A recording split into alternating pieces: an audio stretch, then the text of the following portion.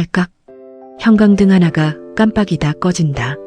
나는 그 소리를 들으며 조용히 앉아있다. 영숙 씨, 우리 같이 해봐요. 이런 기회가 어디 있어요. 엄마, 그 사람들 진짜 믿을 수 있어? 원금은 절대 손해 없어요. 걱정 마세요. 영숙 씨한테만 특별히 드리는 기회예요. 단체방이 사라졌어요. 엄마 그 돈 어떻게 된 거야? 그 목소리들이 지금도 귓속에서 웽웽거린다. 나는 창문 너머 가로등 불빛을 바라보며 생각한다. 어쩌다 여기까지 왔을까?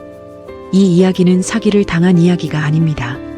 외로워서, 사람이 그리워서 딱 한 번만 믿어보고 싶었던 한 여자의 이야기입니다. 공감되셨다면 좋아요와 구독 꼭 눌러주세요.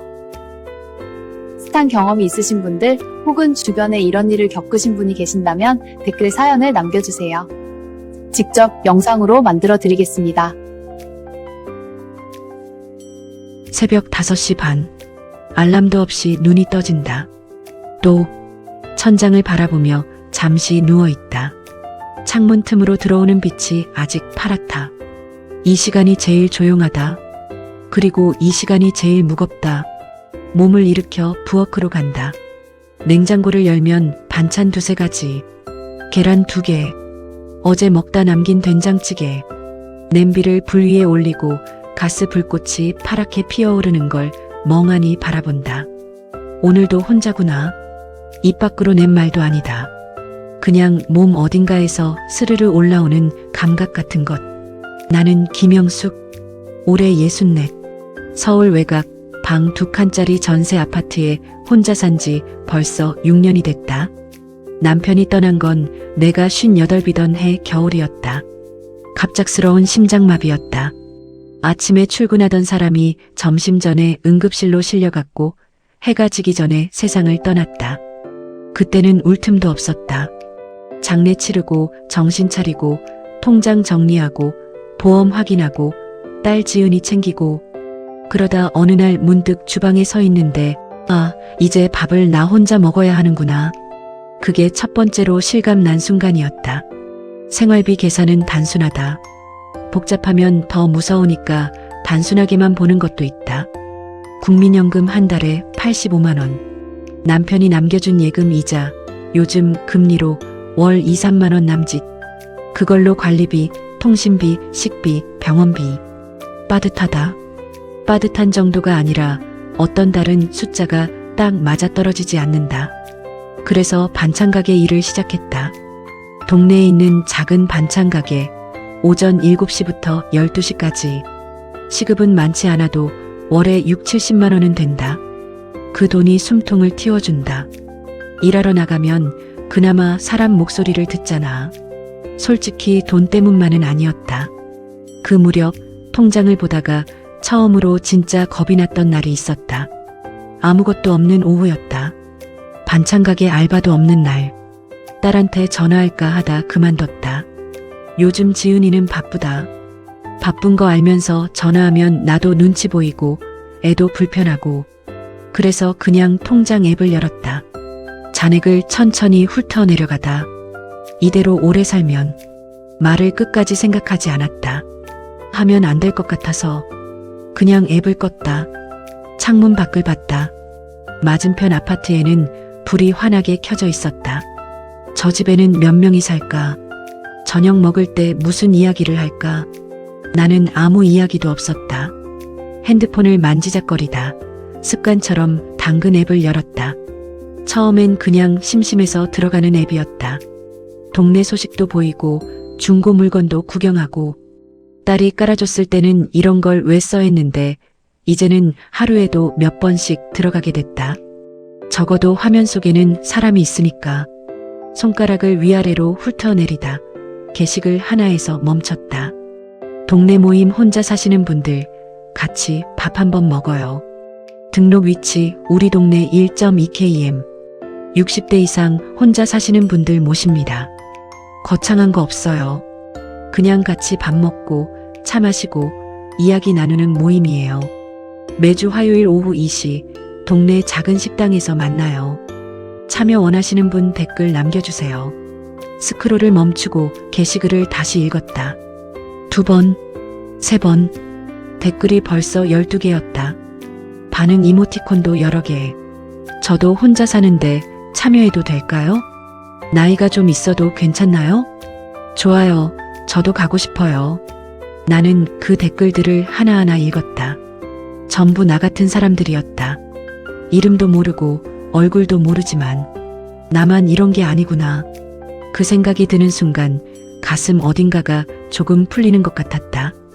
손가락이 댓글창 위에서 멈췄다. 내가 댓글을 달아도 되나? 괜히 민망한 생각이 들었다. 64이나 먹은 사람이 당근 앱에서 친구 구한다고. 근데 또 생각하면 여기 댓글 단 사람들도 다 비슷한 마음 아닐까? 에이, 뭐 어때? 손가락을 눌렀다. 저도 혼자 사는 64세인데요. 참여 가능할까요? 전송 버튼을 누르고 나서 핸드폰을 식탁 위에 뒤집어 놨다. 괜히 얼굴이 달아오르는 것 같았다. 내가 뭘 한 거야?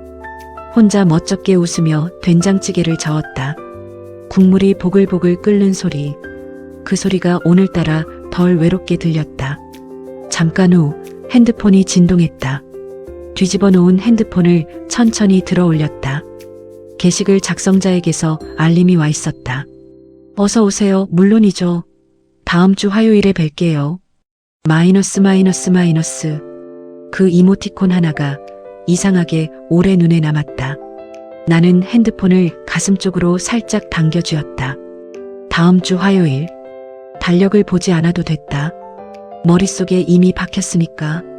그날 밤 이불을 덮고 누워서 오랫동안 천장을 봤다. 남편이 살아있을 때는 이 시간이 싫지 않았다. 자기 전에 시시한 이야기를 늘어놓는 게 습관이었으니까. 오늘 본 드라마 이야기, 옆집 소식, 지은이 걱정, 뭐 먹고 싶다는 소리들. 그런 이야기들이 지금은 다 사라지고 없다. 우리가 그렇게 별거 아닌 이야기를 그렇게 많이 했구나. 눈이 뜨거워졌지만 울지는 않았다. 요즘은 눈물도 잘 안 나온다. 익숙해진 건지 그냥 말라버린 건지. 잠들기 직전 마지막으로 핸드폰을 들었다. 당근의 알림이 하나 더 와 있었다. 모임에 참여하겠다는 사람이 또 2명 늘었다고. 나는 화면을 끄고 눈을 감았다. 화요일이 기다려지네. 그 감각이 낯설었다. 뭔가를 기다려본 게 얼마만인지. 혼자 사는 게 외로운 줄은 알았다. 근데 그 외로움이 나를 어디로 데려갈 줄지 그땐 몰랐다. 화요일 아침 눈을 뜨자마자 날씨부터 확인했다. 맑음. 다행이다. 혼자 사는 사람이 날씨에 안도하는 게 우스울 수도 있다. 그런데 나는 진심으로 다행이었다. 비가 오면 괜히 안 가도 될 핑계가 생기고 핑계가 생기면 나는 기어이 집에 눌러 앉았을 테니까. 세수를 하면서 거울을 봤다. 뭘 입고 가지? 이런 고민을 한 게 얼마만인지 모르겠다. 반찬 가게 갈 때는 앞치마 두를 테니 아무거나 입으면 되고, 딸 만날 때는 딸이 올 때까지 그냥 집에 있으면 되고. 그러다 보니 옷장이 언제부터인가 열 이유가 없는 가구가 돼버렸다. 옷걸이를 몇 번 넘기다가 봄에 사뒀다가 한 번도 안 입은 연한 베이지색 카디건을 꺼냈다. 걸쳐보고 거울 앞에 섰다. 그래, 이 정도면 됐지. 입꼬리가 살짝 올라갔다. 내가 나한테 웃어주는 것도 오랜만이었다. 약속 장소는 동네 국밥집이었다. 당근 게시글 작성자가 전날 단체 채팅방으로 주소를 보내줬다. 채팅방에 들어가 보니 이미 6명이 있었다. 이름 대신 닉네임들. 하나하나 읽는데 괜히 두근거렸다. 영숙 언니, 봄날, 정호 아재, 미선이, 정자알매, 영자 언니, 성훈 씨. 나는 뭘로 할까 잠깐 고민하다 그냥 내 이름을 썼다. 영숙. 누군가 바로 환영 이모티콘을 보냈다. 사소한 건데 그게 또 이상하게 기분 좋았다. 식당 앞에 도착한 건 약속 시간보다 10분 일찍이었다. 문 앞에서 잠깐 멈췄다. 유리문 너머로 이미 2~3명이 앉아있는 게 보였다. 웃는 얼굴들. 뭔가 이야기를 나누는 중인 것 같았다. 내가 너무 일찍 왔나? 발을 한 발 뺐다가 다시 들어갔다. 문을 열자 따뜻한 공기가 먼저 나왔다. 국밥 냄새. 구수하고 익숙한 냄새. 괜히 마음이 조금 놓였다. 어머, 오셨어요? 영숙 씨 맞죠? 제일 먼저 말을 건 건 박미선이었다. 66이라고 했는데 목소리가 또렷하고 눈빛이 빠릿했다. 자리에서 반쯤 일어나 손을 흔드는 게 영락없이 모임 주최자 같은 분위기였다. 네, 저 영숙인데요. 반갑습니다. 잘 오셨어요. 어서 앉아요. 다들 처음엔 쑥스럽더라고요. 금방 풀려요. 미선 씨 말투가 기분 좋게 시원시원해서 긴장이 반쯤 빠져나갔다. 자리에 앉으니 맞은편에 조용히 앉아있던 분이 고개를 끄덕였다. 저는 윤정자예요. 72이에요. 흰머리가 곱게 빗어 올려져 있고 손을 무릎 위에 가지런히 모으고 있었다. 나보다도 더 긴장해 보였다. 저도 처음이에요. 내가 살짝 웃으며 말했다. 정자 씨도 작게 웃었다. 말 한마디 없이도 서로 알 것 같은 느낌. 아, 이분도 나 같은 사람이구나. 다들 모이는데 20분쯤 걸렸다. 자리가 찼을 때 국밥이 하나씩 나왔다. 뚝배기에서 김이 모락모락 피어오르는데 나는 그걸 보다가 갑자기 목이 좀 메었다. 왜 그랬는지 모르겠다. 그냥 오랫동안 이런 풍경을 못 봤구나 싶었다. 사람들이 같이 앉아서 김나는 음식 앞에 둘러앉아 있는 이 평범한 풍경을. 숟가락을 들다가 맞은편에서 누군가 먼저 말을 건넸다. 영숙 씨, 이 동네 사신 지 오래됐어요? 이정호였다. 68이라고 미선 씨가 귀띔해줬다. 공기업 다니다 퇴직했다고. 흰 머리카락이 단정하게 넘어가 있고 눈가 주름이 깊었다. 웃을 때 눈이 가늘어지는 타입. 한 6년 됐어요. 아, 저랑 비슷하네요. 저도 이 동네로 이사 온 지 5년쯤 됐거든요. 대화가 시작되자 옆에서도 하나씩 끼어들었다. 어디 사느냐, 뭘 하셨느냐, 자녀는 있느냐. 처음 만난 사람들끼리 나누는 이야기들인데 이상하게 낯설지 않았다. 아마 비슷한 시절을 살아온 사람들이라 그런가. 말 몇 마디만 나눠도 아, 나도 그랬어가 나왔다. 밥을 반쯤 먹었을 때 이정우가 조용히 내 쪽으로 국물 그릇을 민 건 나만 봤다. 이거 리필됩니다. 더 드세요. 딱히 큰 말은 아니었다. 그냥 아는 척한 거다. 근데 나는 그 짧은 말이 오래 남았다. 오랫동안 누군가 내 밥그릇 쪽으로 뭔가를 밀어준 적이 없었다는 걸 그 순간 새삼 알았다. 고맙습니다. 짧게 말하고 다시 숟가락을 들었다. 국밥이 맛있었다. 아니, 국밥이 맛있는 게 아니라 같이 먹으니까 맛있었다. 2시간이 어떻게 갔는지 몰랐다. 헤어질 때쯤 되니 미선 씨가 먼저 말했다. 다음 주에 또 만나요. 다들 오실 거죠? 웃음 섞인 목소리로 물었는데 다들 그러겠다고 했다. 정자 씨도 고개를 끄덕였고 내 맞은편에 조용히 앉아있던 최영자 씨는 뭐 딱히 할 것도 없으니까 하면서 자리에서 일어났다. 나도 모르게 네하고 대답해버렸다. 집으로 돌아오는 길 혼자 골목을 걷는데 발걸음이 달랐다. 무게가 달랐다. 아까 이정호 씨가 국물 그릇 밀어줬잖아. 생각하다 혼자 피식 웃어버렸다.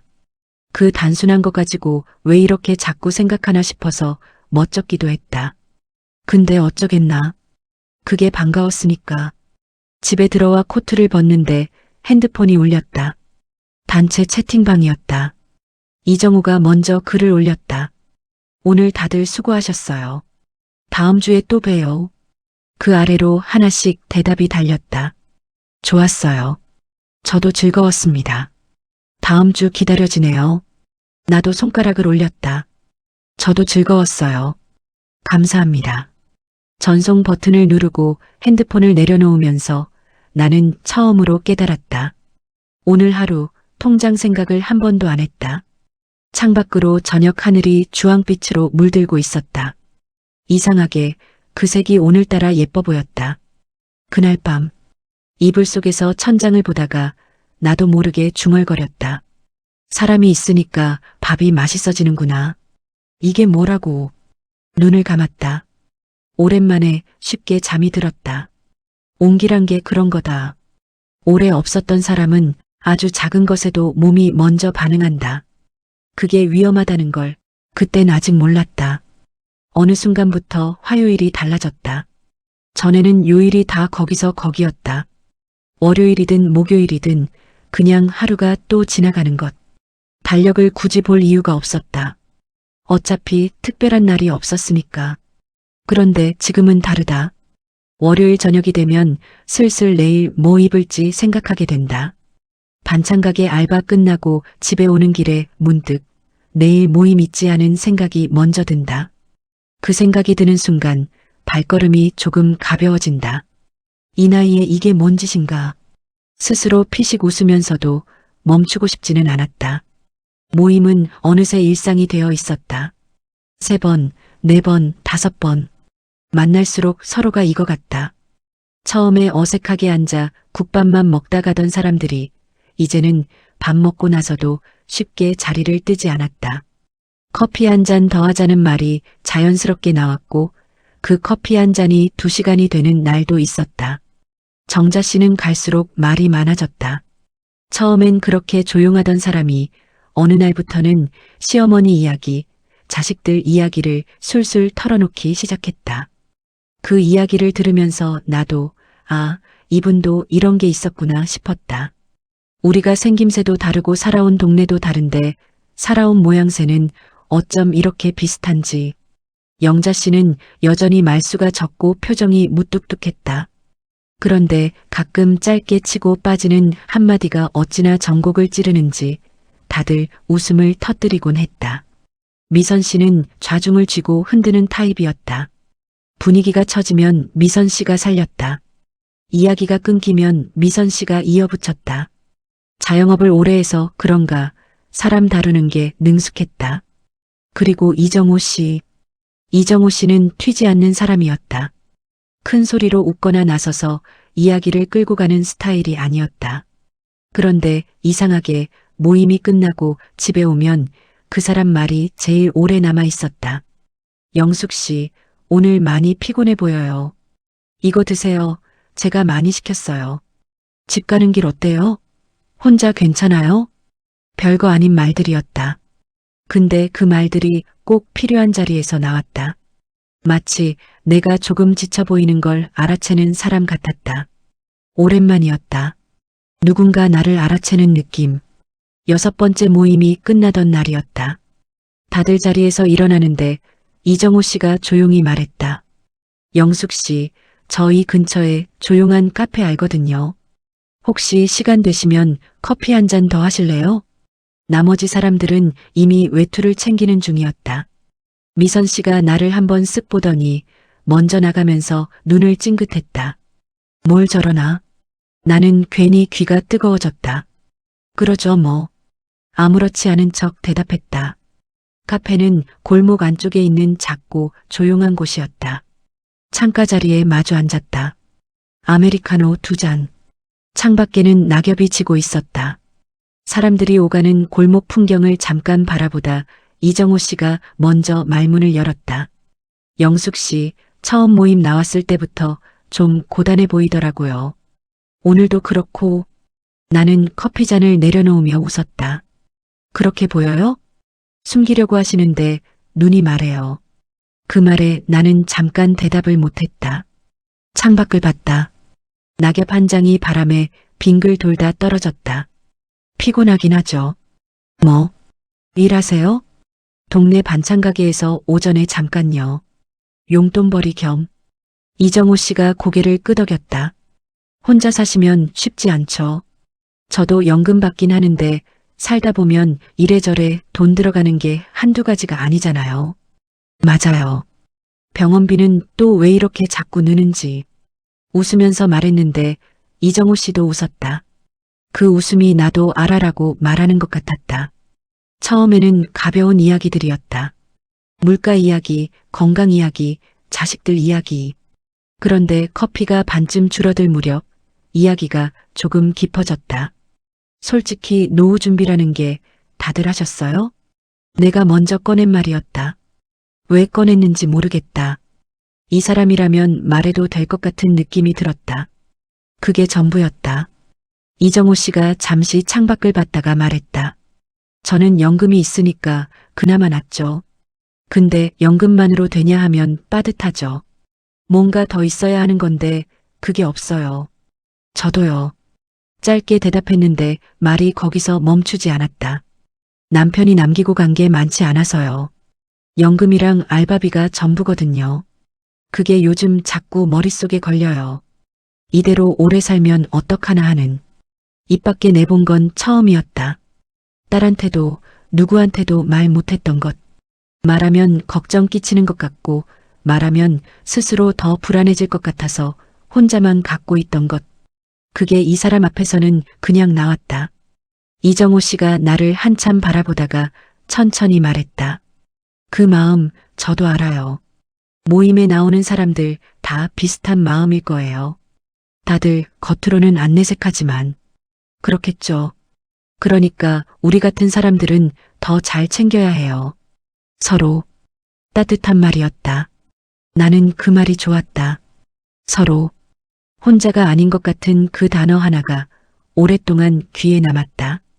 카페를 나올 때 해가 뉘엿뉘엿 기울고 있었다. 골목 입구에서 인사하고 각자 방향을 틀었다. 집으로 걸어오는 내내 이상한 기분이 따라왔다. 가벼웠다. 오랫동안 혼자 들고 있던 것들을 잠깐 내려놓은 것 같은 가벼움. 누군가한테 말했다는 것만으로도 이렇게 달라지는구나 싶었다. 정호 씨는 괜찮은 사람이다. 집 문을 열면서 혼자 중얼거렸다. 그리고 그 생각에 스스로 살짝 놀랐다. 내가 언제부터 사람을 이렇게 쉽게 믿었지. 잠깐 그 생각이 스쳤는데 금방 흘려보냈다. 피곤했으니까. 그냥 따뜻한 하루였으니까. 그날부터 이정호 씨와 카카오톡으로 가끔 안부를 주고받게 됐다. 오늘 알바 힘들지 않았어요? 밥은 먹었어요? 내일 날씨 춥대요. 따뜻하게 입고 다녀요. 대단한 말도 아니었다. 그런데 그 짧은 글자들이 하루의 색을 조금 바꿔놓았다. 아침에 핸드폰을 들면 메시지가 와 있는 날과 아무것도 없는 날이 이렇게 다른 거였구나 싶었다. 사람은 별거 아닌 걸로 외롭고 별거 아닌 걸로 또 견디는구나. 반찬 가게 돌아오는 버스 안에서 창문에 이마를 기댄 채 그런 생각을 했다. 그 무렵 모임 단체방에도 변화가 생겼다. 미선 씨가 공지를 올렸다. 다음 모임 때 좋은 정보 공유할 게 있어요. 다들 꼭 오세요. 좋은 정보. 나는 그 말을 보고 별 생각이 없었다. 동네 맛집이거나 건강에 좋다는 뭐가 또 나왔거나 그런 거겠지 싶었다. 좋은 정보라니. 뭘까? 그냥 가볍게 생각했다. 그때는 사람에게 기대는 건 처음엔 늘 아주 작고 따뜻한 것에서 시작된다. 그래서 더 무섭다. 커지는 걸 내가 모른다. 그날 모임은 분위기가 조금 달랐다. 자리에 앉자마자 느꼈다.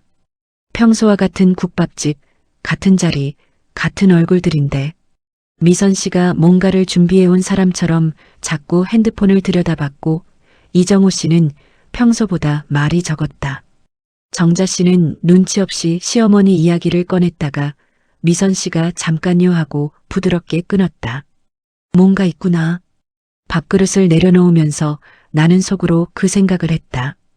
밥이 어느 정도 마무리될 즈음 미선 씨가 핸드폰을 식탁 위에 올려놓으며 말했다. 자, 제가 저번에 좋은 정보 공유한다고 했잖아요. 다들 미선 씨 쪽을 봤다. 거창한 건 아니에요. 근데 우리 나이에 진짜 필요한 이야기라서요. 잠깐만 들어봐요.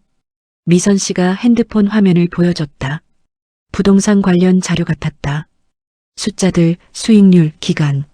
요즘 소형 상가나 빌라 단기 매매로 수익 내는 방법이 있거든요. 저도 처음엔 반신반의했는데 직접 해봤어요. 석 달 만에 원금의 수익까지 받았고요. 조용하던 자리에 공기가 살짝 달라졌다. 수익이 얼마나 돼요? 성훈 씨가 물었다. 투자 금액에 따라 다른데 보통 10에서 20%요. 3개월에서 6개월 사이에. 그게 가능해요? 영자 씨가 눈을 가늘게 떴다. 은행 이자 생각하면 말이 안 되는 숫자죠. 근데 방법이 있어요. 제가 알고 있는 분이 이 구조를 오래 운영해온 분이라서요. 신뢰할 수 있는 분이에요. 나는 그 이야기를 들으면서 아무 말도 안 했다. 숫자가 머릿속에서 굴러다녔다. 20%, 3개월, 500만 원을 넣으면 100만 원이 생긴다는 소리잖아. 가슴 한쪽이 흔들리는 느낌을 받았다. 동시에 다른 한쪽이 조용히 경고를 보냈다. 이런 이야기 어디서 많이 들었잖아. 뉴스에서 봤다. 지인 소개로 시작해서 노후 자금 날렸다는 이야기. 처음엔 다 달콤하다는 것도 알고 있었다. 나는 조용히 물컵을 들었다. 영자 씨가 먼저 입을 열었다. 미선 씨, 근데 이런 거 요즘 사기가 얼마나 많아요. 나는 좀 그래요.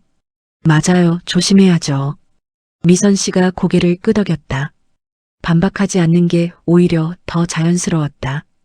그래서 제가 먼저 해본 거잖아요. 내가 먼저 검증하고 말씀드리는 거예요. 잘 모르는 사람한테 이런 이야기 하겠어요? 그래도 원금 보장이 어디 있어요, 세상에. 원금 손해가 없다는 게 제가 경험한 거예요. 강요하는 거 아니에요.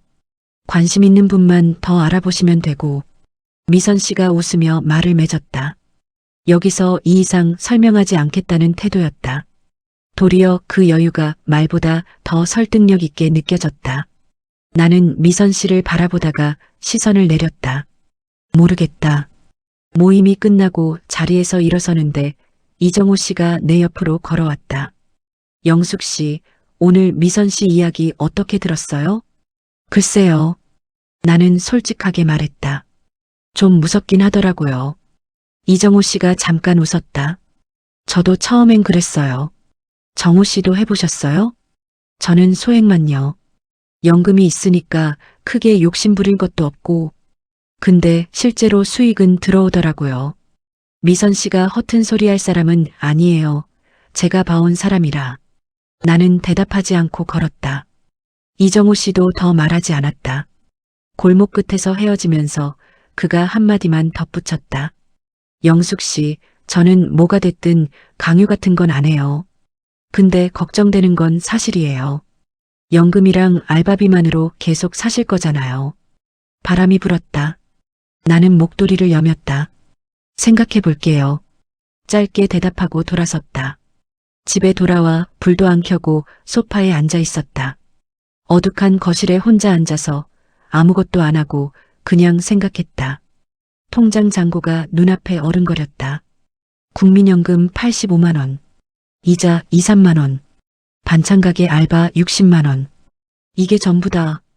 이 숫자로 이 집 전세 만기가 돌아오면, 이 숫자로 나이가 더 들어 몸이 안 좋아지면, 이 숫자로 딸한테 손 벌리게 되면, 생각이 거기까지 가면 멈추고 싶었다. 근데 오늘은 멈춰지지 않았다. 500만 원. 그 말이 자꾸 걸렸다. 남편이 남기고 간 예금 통장에 3천만 원 조금 안 되는 돈이 있다. 손대지 않으려고 붙들고 있는 돈. 무슨 큰일 났을 때 쓰려고 아껴둔 돈. 근데 거기서 500만 원만. 아니야. 고개를 저었다. 어두운 거실에서 혼자. 이런 거 조심해야 하는 거잖아. 뉴스에서 맨날 나오잖아. 며칠이 지났다. 이정호 씨한테서 카톡이 왔다. 영숙 씨, 오늘 날씨 좋던데. 밥은 먹었어요? 먹었어요. 정호 씨도요? 저는 집 근처에서 혼자 먹었어요. 혼자 먹으면 뭘 먹어도 맛이 없더라고요. 그 말에 나는 잠깐 멈췄다가 답했다. 맞아요. 그게 제일 힘든 것 같아요. 짧은 침묵이 지나고 이정호 씨가 다시 메시지를 보냈다. 영숙 씨, 미선 씨 이야기 아직 생각 중이에요? 나는 핸드폰을 내려놓았다. 뜨끔했다. 생각 안 한 날이 없었으니까. 생각은 하고 있어요. 보내고 나서 괜히 손이 찜찜했다. 너무 부담 갖지 말아요. 소액이라도 경험해보는 거고. 영숙 씨는 혼자 사시니까 뭔가 하나라도 더 있으면 마음이 좀 다르잖아요. 그렇긴 하죠. 이번에 미선 씨가 설명 자리 한번 만든다고 하던데. 그냥 한번 들어보는 것만이라도요. 들어보고 아니다 싶으면 안 하면 되는 거잖아요. 들어보는 것만. 그 말이 문을 열었다. 나는 잠깐 망설였다가 답했다. 자리가 언제예요? 보내고 나서 핸드폰을 식탁에 내려놓았다. 창밖을 봤다. 하늘이 맑았다. 그냥 듣기만 하는 거잖아. 스스로에게 말했다. 듣고 아니면 안 하면 되지. 그 주 목요일 오후 미선 씨 지인이라는 사람이 나왔다. 50대 초반쯤으로 보이는 단정한 남자였다. 명함을 내밀었다. 부동산 투자 컨설팅 회사 이름이 박혀 있었다. 자료가 깔끔했다. 숫자가 정리되어 있었다. 실제 수익 입금 내역도 보여줬다. 나는 자료를 보는 내내 두 가지 감정이 번갈아 왔다. 이게 진짜라면, 그리고 근데 만약 아니라면. 설명이 끝나고 남자가 말했다. 강요하는 거 절대 아닙니다. 참여하고 싶은 분만 하시면 돼요. 소액으로 먼저 경험해 보시고 믿음이 생기면 그때 더 하셔도 되고요. 옆에서 이정호 씨가 조용히 말했다. 저도 처음에 500만 원으로 시작했어요. 부담 없는 금액으로만. 나는 그 말을 들으면서 통장 숫자를 다시 생각했다. 500만 원, 3천만 원 중 500. 잃어도 버틸 수 있는 돈일까? 아니, 왜 잃는 걸 생각하고 있어? 집에 돌아오는 버스 안에서 나는 창밖을 보며 오래 앉아 있었다. 가로등이 하나씩 켜지기 시작하는 저녁이었다. 이정호 씨 목소리가 귓가에 맴돌았다. 영숙 씨는 혼자 사시니까 뭔가 하나라도 더 있으면 마음이 좀 다르잖아요. 그게 맞는 말이었다. 틀린 말이 하나도 없었다. 그러니까 더 무서웠다. 맞는 말이라서. 그날 밤 잠을 쉽게 들지 못했다. 눈을 감으면 숫자가 떠올랐다. 500만 원, 10%, 50만 원. 반찬 가게 한 달 일해야 버는 돈이잖아. 뒤척이다 새벽에 일어나 물 한 잔 마셨다. 부엌에 서서 어두운 거실을 바라봤다. 남편 생각이 났다. 당신이 있었으면 이런 거 나한테 안 맡겼을 텐데. 쓴웃음이 나왔다. 근데 당신이 없으니까 내가 해야지. 냉장고 문에 붙어있는 메모지가 눈에 들어왔다. 전세 만기일. 아직 1년이 넘게 남았지만 그 숫자가 오늘따라 가깝게 느껴졌다. 나는 천천히 방으로 돌아와 이불을 덮었다. 일단 소액만. 듣고 아니면 안 하면 된다고 했잖아. 아직 결정한 것도 아니잖아. 눈을 감았다. 500만 원만. 그 숫자가 이불 속에서도 따라왔다. 흔들린다는 건 반은 이미 기울었다는 뜻이다. 나는 그걸 몰랐다. 아니, 알면서 모른 척 했는지도 모른다. 그만큼 간절했으니까. 결국 넣었다. 500만 원. 이체 확인 버튼을 누르던 순간 손가락이 잠깐 떨렸다. 누르고 나서 핸드폰을 뒤집어 놨다. 확인하기가 싫었다. 잔액이 줄어든 숫자를 보면 후회할 것 같아서. 그날 저녁은 밥이 잘 안 넘어갔다. 된장찌개를 두어 숟가락 뜨다가 그냥 뚜껑을 닫았다. 소파에 앉아 TV를 켰다가 껐다. 핸드폰을 들었다가 내려놨다. 잘한 건지 모르겠다. 혼잣말이 방 안에 작게 떠돌았다. 그날 밤 이정호 씨한테 카톡이 왔다. 영숙 씨, 오늘 결정하셨어요? 나는 잠깐 망설이다가 답했다. 네, 했어요. 잘하셨어요. 후회 안 하실 거예요. 그러면 좋겠네요. 믿어요. 저도 똑같이 시작했어요. 핸드폰을 내려놓고 천장을 봤다. 믿어요. 그 두 글자가 이불 속으로 따라 들어왔다. 한 달이 지났다. 별다른 연락이 없었다. 미선 씨한테 조심스럽게 물어봤다. 미선 씨, 혹시 중간에 연락 같은 거 오나요? 원래 중간에 연락 없어요. 만기되면 알아서 처리해줘요. 기다리면 돼요. 기다리면 된다. 그 말이 안심이 됐다가 또 어떤 날은 불안이 됐다가 한 달을 그렇게 오락가락했다. 반찬 가게에서 일하다 문득 생각이 날 때면 양념 묻은 손을 앞치마에 닦으면서 속으로 중얼거렸다. 괜찮겠지. 괜찮겠지. 투자한 지 2달이 지나던 어느 날 아침. 핸드폰 알림이 울렸다. 입금 알림이었다. 눈을 비비고 숫자를 봤다. 550만 원. 나는 핸드폰을 든 채로 그 자리에 굳어버렸다. 500만 원 원금에 50만 원 수익. 진짜로 들어왔다. 멍하니 통장 화면을 들여다봤다. 숫자가 거기 있었다. 없어진 게 아니라 오히려 더 커져서 돌아와 있었다. 세상에.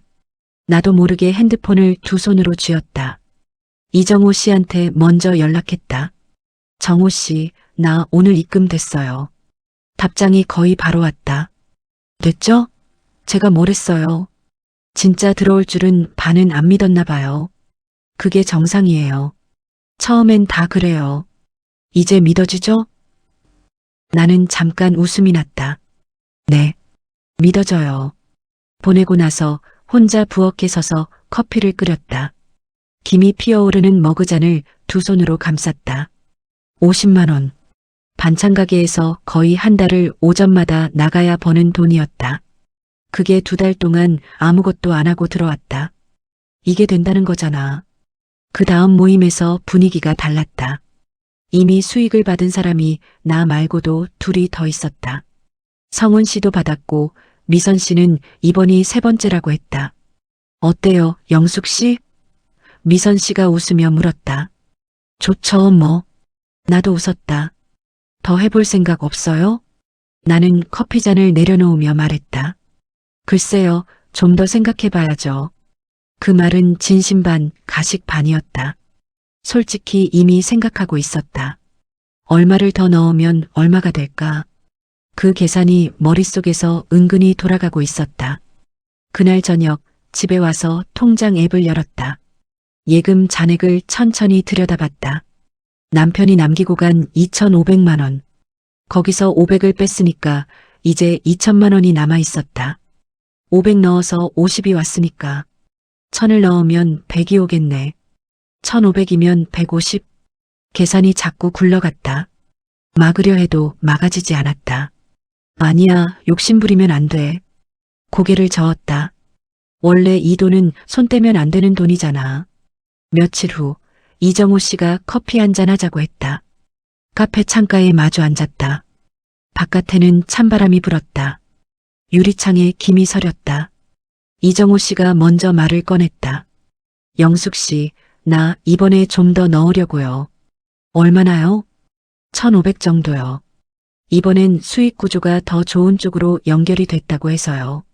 나는 커피잔을 들다 멈췄다. 더 좋은 쪽이요? 미선 씨 지인이 이번에 물건을 하나 더 잡았는데 수익률이 더 높대요. 저는 이미 검증됐다고 생각하니까요. 이정호 씨가 담담하게 말했다. 흥분하거나 들뜬 게 아니었다. 그냥 자연스럽게 이미 결정한 사람처럼 나는 그 모습을 바라봤다. 저 사람은 연금도 있는데 더 넣는구나. 나보다 훨씬 안정적인 사람이 더 넣는다는 게. 영숙 씨는 생각 없어요? 이정호 씨가 물었다. 조심스럽게 강요하지 않는 톤으로. 나는 창밖을 봤다. 바람에 낙엽이 날렸다. 저는 좀 더 생각해봐야 할 것 같아요. 물론이죠. 급한 거 없어요. 이정호 씨가 웃으며 고개를 끄덕였다. 근데 영숙 씨. 네. 솔직히 말할게요. 나는 그 사람을 봤다. 영숙 씨 상황이 제 눈에 좀 밟혀요. 연금이랑 알바비로 버티는 거, 그거 언제까지 할 수 있겠어요. 몸이 안 따라줄 때가 오잖아요. 틀린 말이 없었다. 오히려 그래서 가슴이 뜨끔했다. 반찬 가게 알바 언제까지 하실 거예요? 나는 대답하지 못했다. 이정호 씨가 조용히 말을 이었다. 저는 영숙 씨가 그 알바 안 해도 되는 날이 왔으면 해요. 진심으로요. 창문에 맺힌 물방울 하나가 천천히 흘러내렸다. 나는 그걸 바라보다가 눈을 내렸다. 알바 안 해도 되는 날. 그 말이 내 안 어딘가를 건드렸다. 집으로 오는 길 내내 그 말이 따라왔다. 골목을 걸으면서 계단을 올라가면서 열쇠를 꽂으면서 현관문을 열고 들어와 코트를 벗는데 손이 멈췄다. 그냥 알바비만큼만 나오면 되잖아. 한 달에 60만 원. 그게 매달 나오면 알바 안 해도 되는 거잖아. 숫자가 손에 잡힐 듯 선명했다. 그날 밤 나는 통장 앱을 오래 들여다봤다. 2천만 원. 이 돈을 계속 이렇게 묵혀두는 게 맞는 건가? 은행 이자로는 한 달에 2만 원도 안 됐다. 2천을 넣으면 손가락이 계산기 앱을 눌렀다. 2천만 원 곱하기 15% 300만 원. 반년에 300. 한 달로 치면 50. 알바비가 그냥 나오는 거잖아. 계산기를 끄고 핸드폰을 내려놨다. 아니야. 전부 넣으면 안 돼. 절반만. 아니, 그것도 많아. 1,000만 원만. 아니면 1,500. 생각이 꼬리를 물었다. 잠을 자려고 눈을 감아도 숫자가 따라왔다. 결국 열흘이 지나서 나는 미선 씨한테 먼저 연락했다. 미선 씨, 나 이번에 좀 더 하려고요. 미선 씨 답장이 빠르게 왔다. 어머, 잘 생각하셨어요. 얼마 생각하세요? 나는 잠깐 멈췄다가 답했다. 1,000만 원이요. 좋아요. 이번 건 수익률이 좀 더 높은 쪽이에요. 잘하셨어요, 영숙 씨. 핸드폰을 내려놓고 통장을 열었다. 이번엔 손이 떨리지 않았다. 이체 버튼을 눌렀다. 잔액이 1,000만 원 줄었다. 괜찮아. 속으로 말했다. 이번엔 더 들어올 거잖아. 그렇게 두 번째가 됐다. 그리고 세 번째도 왔다. 두 번째 수익이 들어오던 날 나는 반찬가게 사장님한테 문자를 했다. 사장님, 저 이번 달까지만 하고 쉬어야 할 것 같아요. 죄송해요. 답장이 왔다. 아이고, 그래요. 쉬다가 나중에 또 나오면 되죠. 핸드폰을 내려놓으면서 나는 창밖을 바라봤다. 오랫동안 메고 다니던 짐을 내려놓은 것 같은 기분이었다. 이제 알바 안 해도 되겠네. 그 생각을 하면서 나는 처음으로 진심으로 환하게 웃었다. 그게 마지막으로 환하게 웃은 날인 줄은 그때는 몰랐다. 총 투자금이 3천만 원이 됐다. 남편이 남기고 간 돈 전부였다. 그걸 다 넣고서야 나는 처음으로 속이 좀 걸렸다. 너무 많이 넣었나? 그런데 그 생각도 금방 지나갔다. 이정호 씨가 그날 저녁 카톡을 보내왔으니까. 영숙 씨, 이번엔 진짜 수익 크게 날 거예요.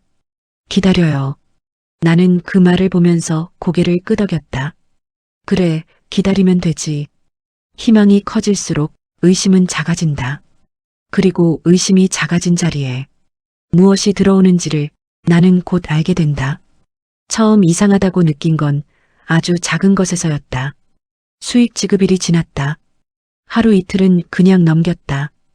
은행도 주말엔 쉬고 처리하는데 시간이 걸릴 수도 있으니까.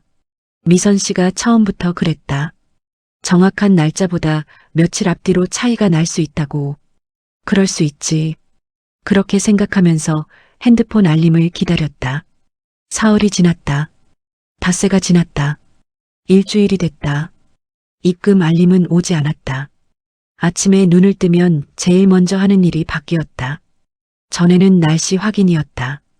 지금은 통장 앱이었다. 잔액을 확인하고 입금 내역을 스크롤하고 아무것도 없으면 핸드폰을 뒤집어 놓는 것. 그 루틴이 하루에 5번, 10번이 됐다. 오늘은 올까? 숫자가 변하지 않을 때마다 가슴 어딘가에 뭔가가 쌓이는 느낌이었다. 이름 붙이기가 무서워서 그냥 모른 척하고 있는 것들. 반찬가게 알바를 그만둔 지 한 달이 넘어 있었다. 그때는 몰랐다. 그 60만 원이 얼마나 컸는지를. 수익이 꼬박꼬박 들어올 때는 몰랐다. 근데 지급이 밀리기 시작하자 통장이 조용히 말을 걸어왔다. 봐, 내가 나한테 아무것도 안 넣잖아. 관리비 빠지고 통신비 빠지고 식비 쓰고 나면 한 달이 이렇게 빠듯한 줄 오랜만에 실감했다. 냉장고를 열다가 멈췄다.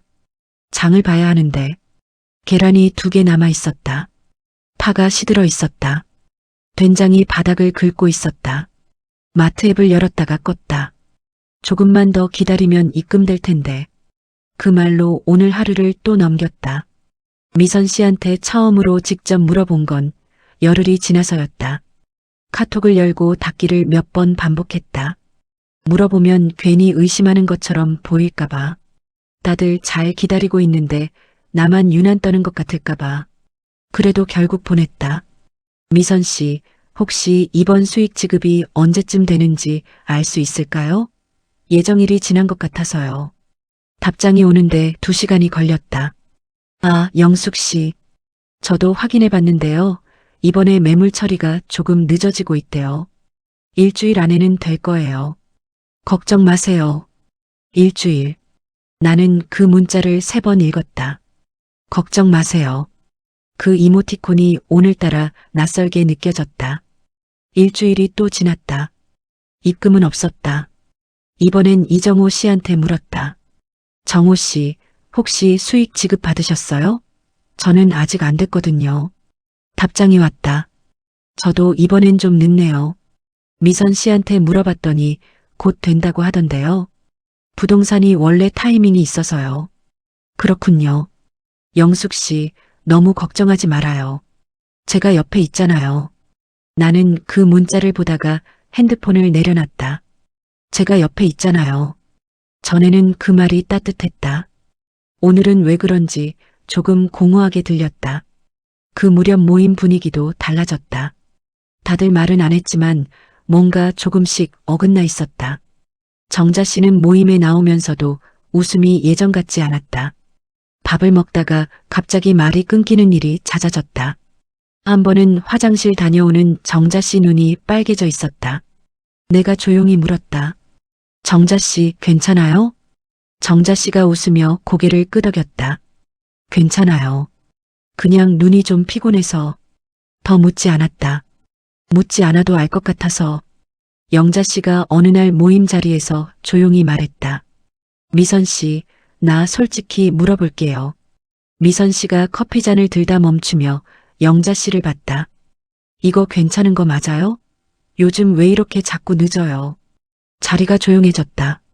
미선 씨가 천천히 잔을 내려놓으며 말했다. 영자 씨, 제가 제일 많이 넣은 사람이에요. 나도 늦어지는 거 알아요. 근데 부동산이라는 게 딱 날짜를 맞출 수가 없어요. 지금 매물 처리 중이고 조금만 더 기다리면 돼요. 조금이 얼마나요? 이번 주 안에 연락 올 거예요. 영자 씨가 더 말하지 않고 시선을 내렸다. 나는 그 대화를 들으면서 아무 말도 안 했다. 이번 주 안에. 전에도 그 말을 들은 것 같았다. 이정호 씨와 단둘이 만난 건 그 다음 날이었다. 카페에 마주 앉았는데 이정호 씨가 평소보다 말이 없었다. 창밖을 자주 봤다. 커피를 다 마셨는데도 자리를 안 떴다. 나는 먼저 물었다. 정호 씨, 요즘 어때요? 솔직히. 이정호 씨가 나를 봤다가 시선을 창밖으로 돌렸다. 저도 좀 답답하긴 해요. 처음 듣는 말이었다. 항상 괜찮다, 기다리면 된다였던 사람한테서 얼마나 늦어진 거예요? 저도 이번 건 3주가 됐어요. 3주. 나는 커피잔을 2손으로 감쌌다. 미선 씨한테 물어봤어요? 물어봤죠. 곧 된다고만 하더라고요. 곧이 언제예요? 이정호 씨가 대답하지 않았다. 창밖에 바람이 불었다. 가게 앞에 세워둔 자전거가 흔들렸다. 한참 후에 이정호 씨가 말했다. 영숙 씨, 조금만 더 기다려봐요. 부동산은 원래 이래요. 제가 오래 지켜봤는데 이런 적도 있었어요. 그때도 결국 됐어요? 됐죠. 나는 그 말을 들으면서 고개를 끄덕였다. 근데 고개를 끄덕이면서도 뭔가 마음 한쪽이 끄덕여지지 않았다. 전에 이런 적이 있었다는 게 그게 안심이 되는 건지 더 불안한 건지. 집으로 돌아오는 버스 안에서 창밖을 봤다. 가로수 잎들이 거의 다 떨어져 있었다. 앙상한 가지들이 하늘을 배경으로 서 있었다. 핸드폰을 꺼내 통장을 열었다. 생활비 통장 잔액 73만 원. 다음 달 관리비, 통신비, 식비. 계산이 됐다. 이번 달은 어떻게 버티겠는데 다음 달은 알바를 다시 나가야 하나. 그 생각이 들자 입맛이 썼다. 반찬 가게 사장님한테 다시 전화하는 내 모습이 떠올랐다. 쉬다가 다시 나온다고. 그 말을 해야 하는 상황이 됐을 때 내 얼굴이 어떨지. 아직은 아니야. 이번 주 안에 된다고 했잖아. 단체 채팅방에서 이상한 일이 생긴 건 그로부터 며칠 후였다. 한지수 씨가 조용히 메시지를 올렸다. 저 솔직히 말씀드릴게요. 저 지난주에 환급 요청했는데 답이 없어요. 혹시 다들 연락되세요? 채팅방이 갑자기 조용해졌다. 읽음 숫자가 올라가는데 아무도 대답을 안 했다. 나는 그 메시지를 보면서 손가락이 멈췄다. 환급 요청. 그 단어가 눈앞에서 천천히 커졌다. 잠시 후 미선 씨가 답했다. 지수 씨, 환급은 만기 이전에는 어렵다고 처음에 말씀드렸잖아요. 규정이에요. 그 규정이 어디 있어요? 저한테 그런 말 없었는데요. 계약서에 있어요. 저 계약서 다시 보고 싶어요. 그 다음부터 미선 씨 답장이 없었다. 한지수 씨 메시지도 더 이상 오지 않았다. 채팅방이 그냥 조용해졌다. 아무 일도 없었던 것처럼. 나는 그 채팅창을 끄지 못하고 한참 들여다봤다. 손이 떨리는 건지 핸드폰이 흔들리는 건지 모르겠었다. 계약서. 나한테도 계약서가 있었다. 처음에 미선 씨 지인이 보내준 파일. 그걸 제대로 읽었던가. 서류함을 뒤졌다. 프린트해둔 종이가 있었다. 꺼내서 처음부터 읽어내려갔다. 중간쯤에서 손이 멈췄다. 투자기간 내중도 해지 불가. 원금 반환은 만기 이후 순차 처리. 만기가 언제였더라. 날짜를 찾았다. 아직 넉 달이 남아 있었다. 나는 그 숫자를 보면서 천장을 올려다봤다. 넉 달. 지금 생활비가 이 상태인데 넉 달을. 그날 밤 잠을 못 잤다. 새벽 2시에 일어나 불도 안 켜고 소파에 앉았다. 어두운 거실에서 혼자 앉아 아무것도 안 하고 있었다. 남편 사진이 선반 위에 있었다. 어두워서 얼굴은 안 보였다. 그냥 액자의 실루엣만 있었다. 당신이었으면 이런 거 했겠어. 속으로 물었다. 대답은 없었다. 원래 없는 사람이니까. 내가 왜 이렇게 욕심을 부렸을까? 눈이 뜨거워졌다. 알바비만으로도 어떻게든 살았잖아. 근데 왜? 눈물이 날 것 같았는데 나오지 않았다. 그냥 뜨겁기만 하고 나오지는 않는 그런 밤이었다. 아침이 됐다.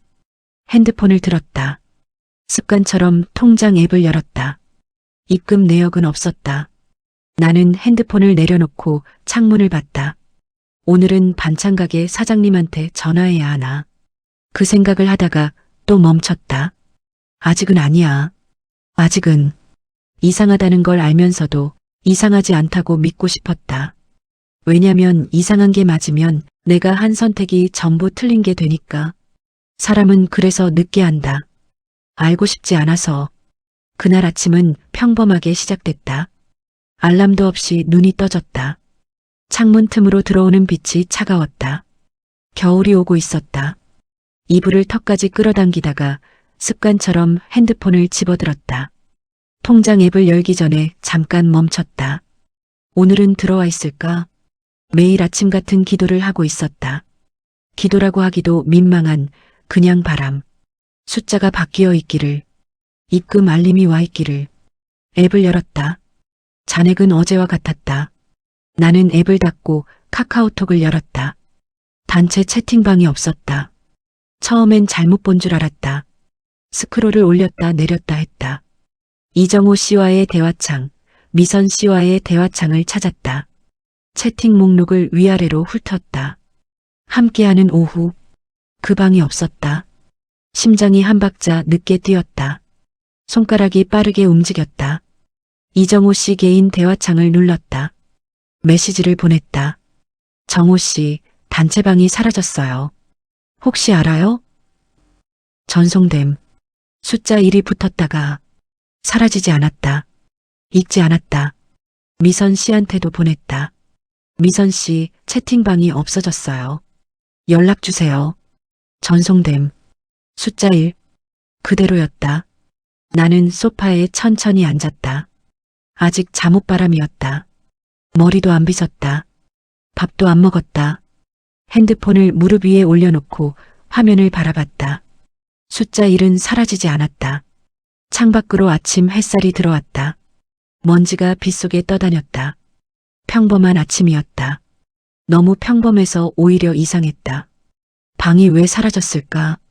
그 질문을 머릿속에서 꺼내놓고 바라봤다. 대답하기가 싫었다. 정자 씨한테 전화를 했다.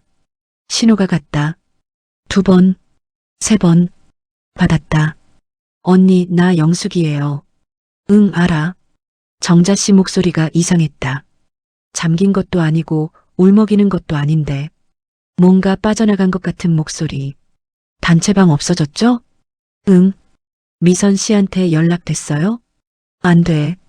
2글자씩만 나왔다. 더 말하기가 힘든 것 같았다. 이정호 씨는요? 잠깐 침묵이 흘렀다. 나도 안 돼, 영수가. 전화기 너머에서 정자 씨가 숨을 한번 들이켰다. 나나 전 재산 넣었어. 그 말이 들어오는데 시간이 걸렸다. 전 재산. 정자 씨. 응. 더 말이 안 나왔다. 나도 정자 씨도. 전화기를 귀에 댄 채로 그냥 있었다. 아무 말 없이. 그래도 끊지 않았다. 끊으면 더 혼자가 될 것 같아서. 전화를 끊고 나서 한참을 그 자리에 있었다. 소파 위에 무릎을 모으고 앉아서 3천만 원. 그 숫자가 처음으로 실감나게 들어왔다. 전에는 그냥 통장 안의 숫자였다. 화면 속의 숫자, 더 커질 거라고 믿었던 숫자. 지금은 달랐다. 남편이 평생 모은 돈. 내가 6년 동안 건드리지 않으려고 붙들고 있던 돈. 전세 만기 때 쓰려고 아껴둔 돈. 몸이 안 좋아졌을 때를 위해 남겨둔 돈. 그게 없어졌다. 없어졌다. 입 밖으로 내뱉지 않아도 그 단어가 몸 안에서 쿵 내려앉았다. 미선 씨 전화번호로 전화를 걸었다. 연결이 됐다. 신호가 갔다. 1번, 2번, 3번, 뚝. 자동응답으로 넘어갔다. 고객님이 전화를 받을 수 없습니다. 나는 전화를 끊지 않고 그 목소리를 끝까지 들었다. 메시지를 남기라는 안내가 나왔다. 나는 아무 말도 못하고 끊었다. 이정호 씨한테 다시 전화를 걸었다.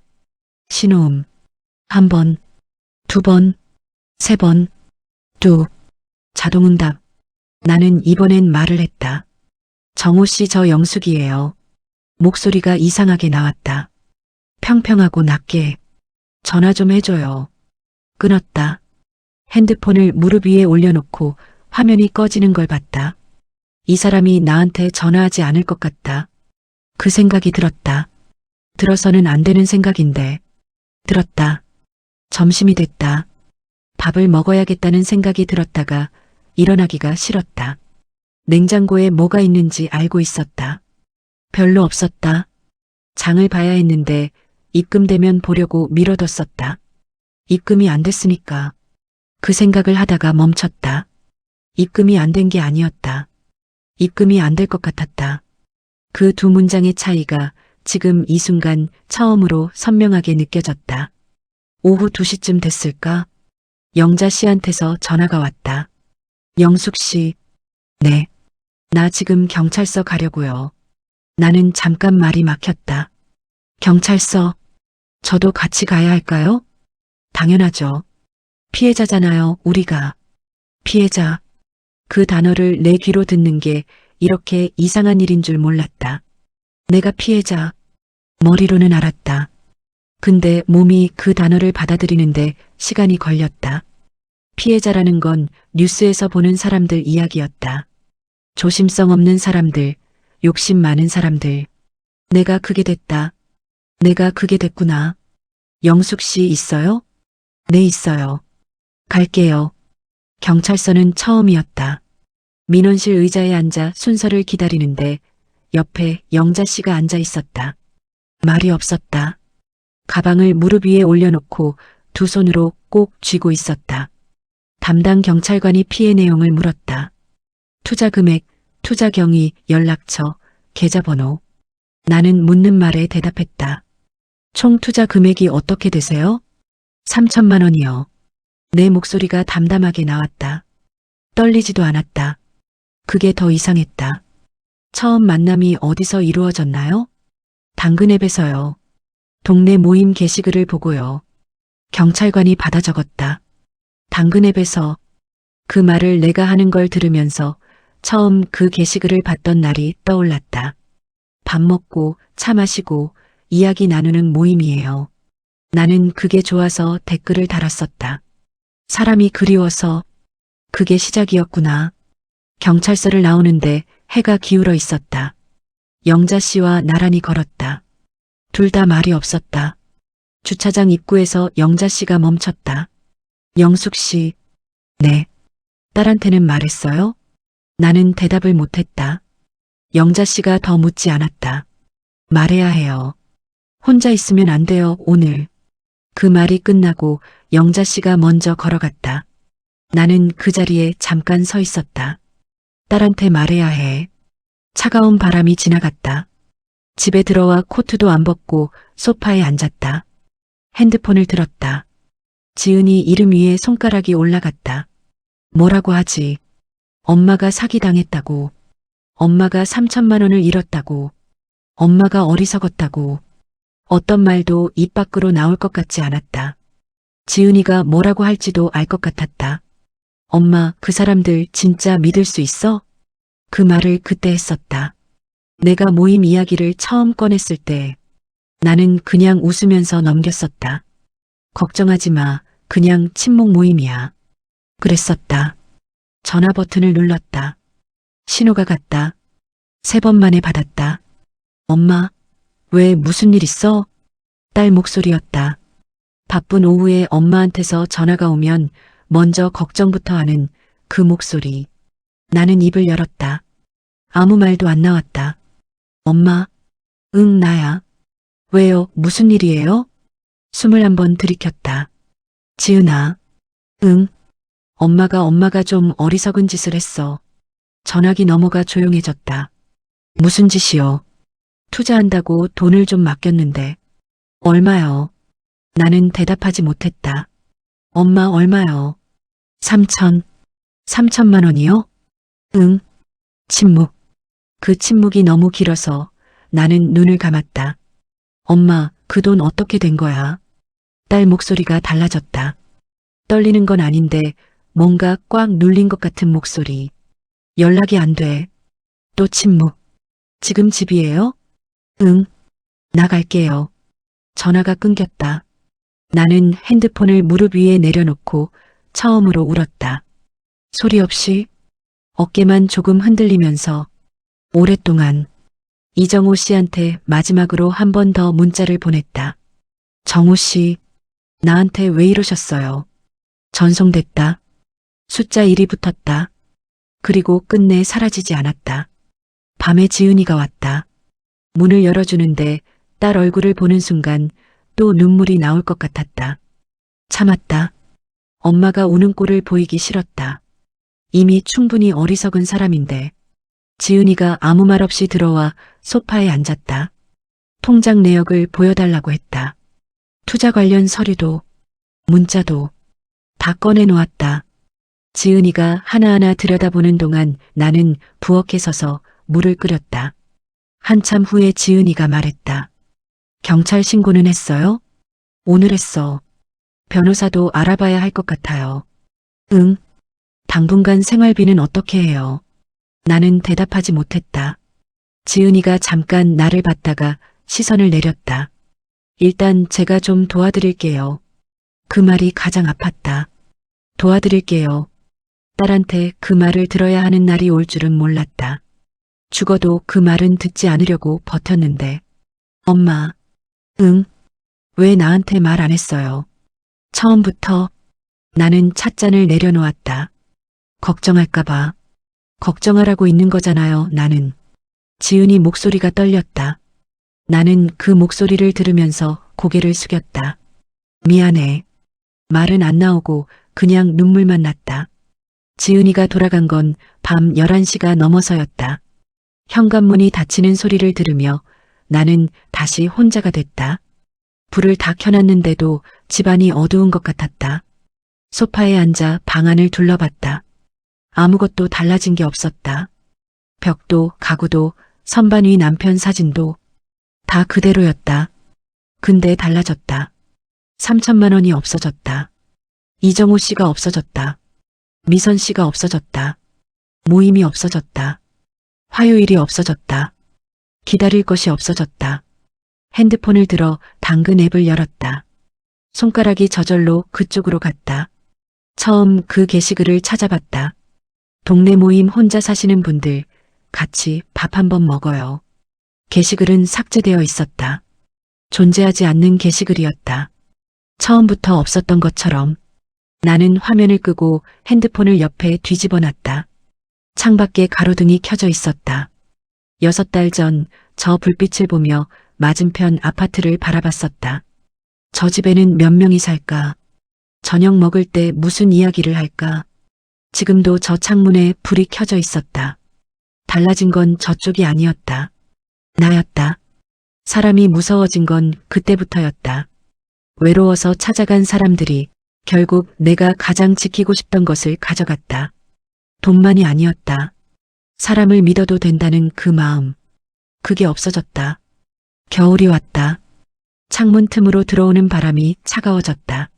수도꼭지를 틀면 물이 한참 후에야 따뜻해졌다.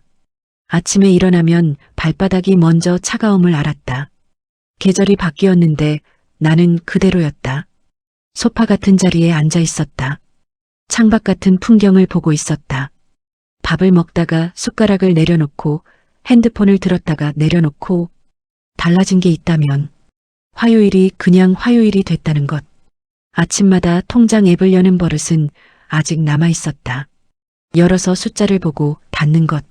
생활비 통장 잔액이 줄어드는 속도를 확인하는 것.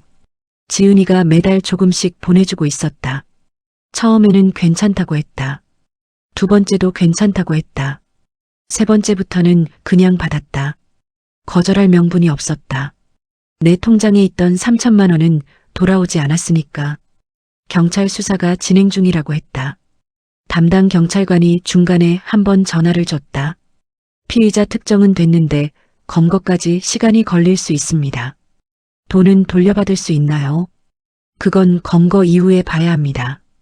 전화를 끊고 나서 오래 앉아 있었다. 시간이 걸린다. 그게 언제인지는 아무도 몰랐다. 어느 날 오전 핸드폰을 들었다가 반찬가게 사장님 번호 위에 손가락이 멈췄다.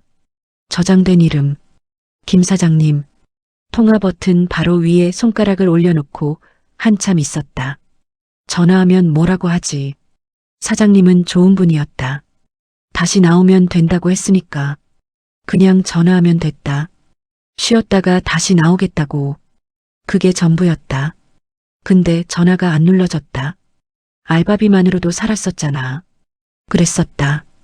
빠듯했지만 어떻게든 됐었다. 근데 그게 부족해서 욕심을 부렸잖아. 손가락이 옆으로 밀려 화면이 꺼졌다. 나는 핸드폰을 식탁에 내려놓고 창밖을 봤다. 아직은 못하겠다. 왜인지는 나도 몰랐다. 몸이 말을 안 듣는다는 게 이런 건가 싶었다. 정자 씨한테서 가끔 연락이 왔다. 말수는 많지 않았다. 짧은 안부들. 밥 먹었어요? 요즘 어때요? 나는 그냥 그래요. 그냥 그래요. 라는 말이 제일 많았다. 나도 그 말로 답했다. 그냥 그래요. 더 설명할 것도 설명하고 싶지도 않은 그 세 글자. 정자 씨는 전 재산을 잃었다. 나보다 더 깊이 무너져 있을 텐데 그래도 먼저 연락을 해왔다. 어느 날 정자 씨가 문자를 보냈다. 영숙 씨, 나 요즘 복지관 나가요. 혼자 있으면 안 될 것 같아서 같이 갈래요? 나는 그 문자를 오래 들여다봤다. 복지관, 또 사람들을 만나는 곳. 손가락이 답장 창 위에서 멈췄다. 괜찮을까? 그 생각이 드는 게 싫었다. 나는 원래 이런 사람이 아니었다. 사람을 만나는 게 무섭다는 게 뭔지 몰랐던 사람이었는데. 생각해 볼게요. 그렇게만 답하고 핸드폰을 내려놨다. 어느 날 오후 지은이가 왔다. 일부러 시간 낸 것 같았다. 음식을 사왔다. 설렁탕이었다. 뚜껑을 열면 김이 피어올랐다. 마주 앉아 밥을 먹는데 지은이가 말이 없었다. 나도 말이 없었다. 숟가락 소리만 났다. 반쯤 먹다가 지은이가 먼저 말했다. 엄마, 응? 요즘 어때요? 진짜로. 나는 잠깐 국물을 들여다봤다. 그냥 그래. 잠은 자요? 자, 밥은? 먹어. 지은이가 숟가락을 내려놓으며 나를 봤다. 엄마, 나한테 솔직하게 말해도 돼요. 나는 그 말을 듣다가 눈을 내렸다. 솔직하게 말하면 무섭다고. 사람이 무섭다고. 당근의 말림이 울릴 때마다 심장이 내려앉는다고. 모르는 번호로 전화가 오면 손이 떨린다고. 화요일마다 아무 이유 없이 마음이 이상하다고. 그게 솔직한 거였다. 괜찮아. 나는 웃으며 말했다. 진짜로. 지은이가 나를 한참 바라봤다. 엄마가 거짓말하는 거 알면서 더 안 물어봤다. 그게 또 마음이 아팠다. 딸이 눈치를 보는 게. 밥을 다 먹고 지은이가 설거지를 했다. 나는 소파에 앉아 그 뒷모습을 봤다. 물소리가 났다. 그릇 부딪히는 소리가 났다. 언제 이렇게 컸나? 그 등을 보다가 생각했다. 저 애가 나한테 걱정 끼치지 않으려고 얼마나 참고 있는지. 저 애 통장에서 매달 돈이 빠져나가는 게 나한테 얼마나 죄스러운지. 내가 더 잘 버텨야지. 속으로 중얼거렸다. 저 아이 때문에라도. 지은이가 돌아가고 나서 혼자 앉아 있었다. 그날따라 집이 조용했다. 원래 항상 조용했는데 오늘은 유독 그 조용함이 크게 들렸다. 선반 위 남편 사진을 봤다. 6년이 지났는데도 사진 속 남편은 그대로였다. 웃고 있었다. 환하게는 아니고 그 사람 특유의 조용한 미소로. 당신은 나한테 이런 거 안 했잖아. 속으로 말했다. 사람이 이렇게 무서운 거라고 가르쳐주지 않았잖아. 뒤따라오는 말이 있었다. 그게 당신 잘못은 아니지. 나는 사진을 한참 바라보다가 눈을 돌렸다. 울지 않았다. 눈물이 없는 게 아니라 어딘가에서 잠겨버린 것 같았다. 그날 밤 잠들기 전에 핸드폰을 들었다. 당근 앱을 열었다. 열고 나서 바로 닫으려 했는데 손가락이 멈췄다. 동네 소식 탭에 글들이 올라와 있었다. 분실물 찾습니다. 주민청원, 동네 맛집 추천, 강아지 산책 모임, 평범한 글들이었다. 아무 의도도 없는. 스크롤을 천천히 내리다가 한글에서 멈췄다. 새로 이사 온 65세 혼자 사는 여자입니다. 동네 마트 어디가 좋나요? 안녕하세요. 이번에 이 동네로 이사 왔어요. 혼자 살아서 아는 분이 없는데 동네 마트 어디가 좋은지, 병원은 어디가 괜찮은지 여쭤봐도 될까요? 부끄럽지만 여쭤봅니다. 댓글이 달려 있었다. 마트는 어디가 싸다, 병원은 어디가 친절하다, 잘 오셨어요. 나는 그 글을 읽으면서 이 사람이 눈에 선했다. 새 동네에 혼자 이사 온 여자, 모르는 것들 투성이. 당근 앱을 열어 부끄럽지만 일하고 쓰면서 여쭤보는 사람. 나 같은 사람이네. 그 생각이 들었다. 아주 잠깐 댓글을 달고 싶다는 생각이 스쳤다. 이 근처 마트는 어디가 좋다고, 병원은 어디가 괜찮다고. 손가락을 댓글창 위에 올렸다. 그리고 내렸다. 아직은 못하겠다. 핸드폰을 뒤집어 놓고 눈을 감았다. 그런데 잠이 오지 않았다. 눈을 감고 있었는데 그 게시글이 자꾸 떠올랐다. 부끄럽지만 여쭤봅니다. 나도 그랬었다. 처음 댓글을 달 때 손가락이 망설여졌던 그 순간. 나이 든 사람이 당근 앱에서 친구 구한다고. 그래도 눌렀었다. 그래서 모임에 갔고, 그래서 밥이 맛있어졌고, 그래서 3천만 원을 잃었다. 그러니까 다신 하면 안 되는 거잖아. 맞는 말이었다. 근데 눈을 뜨고 천장을 봤다. 그러면 나는 이제 어떻게 사는 거지? 사람 없이, 화요일 없이, 기다릴 것 없이, 이대로 이 집에서 조용히, 숨만 쉬면서. 그게 안전한 거라는 건 알았다. 근데 그게 사는 건지는 모르겠었다. 다음 날 아침, 핸드폰을 들었다. 반찬가게 사장님 번호를 찾았다. 어제도 열었던 화면이었다. 어제는 못 눌렀던. 오늘도 한참 망설였다. 창피하다. 사정이 생겼다고 나왔다가 또 사정이 생겨서 다시 나오겠다고. 사장님이 어떻게 생각할까? 전화기를 내려놓으려다 멈췄다. 창피한 게 뭐가 어때? 그 생각이 조용히 올라왔다. 살아야 하잖아. 맞는 말이었다. 어리석었고 욕심을 부렸고 사람을 잘못 봤고 그래도 살아야 했다. 밥을 먹어야 하고 관리비를 내야 하고 전세 만기가 오면 어딘가로 가야 하고 딸한테 평생 손 벌리고 살 수는 없었다. 일어나야지. 그 말을 속으로 뱉는데 이상하게 목이 메었다. 일어나야지. 그게 이렇게 무거운 말인 줄은 몰랐다. 통화 버튼을 눌렀다. 신호가 갔다. 2번 만에 받았다. 여보세요? 사장님 목소리였다. 익숙한 목소리. 사장님, 저 영숙이에요. 아, 영숙 씨. 잘 지냈어요? 반갑게 받아주는 목소리였다. 나는 잠깐 눈을 감았다. 네. 저 혹시 자리 있으면 다시 나와도 될까요? 그럼요. 언제부터요? 다음 주부터 가능할까요? 물론이죠. 오랜만에 나오는 거 첫날은 좀 힘들어도 금방 적응해요. 영숙 씨 손맛은 내가 알잖아요. 나는 그 말을 들으면서 뭔가 눈뒤가 뜨거워졌다. 감사합니다, 사장님. 뭐요? 다음 주에 봐요. 전화가 끊겼다. 나는 핸드폰을 쥔 채로 잠깐 그 자리에 있었다. 창밖을 봤다. 겨울 하늘이 낮고 회색이었다. 구름이 두껍게 깔려 있었다. 햇살이 없는 날이었다. 근데 이상하게 어둡지는 않았다. 다음 주 월요일 생각하면서 핸드폰을 내려놓았다. 캘린더 앱을 열어 월요일에 표시를 해놓았다. 아주 작은 표시였다. 별것도 아닌 표시였다. 근데 오랫동안 아무것도 표시되지 않았던 달력에 처음으로 뭔가가 생겼다. 오후에 정자 씨한테 연락했다. 정자 씨, 복지관 같이 가도 될까요? 답장이 빠르게 왔다.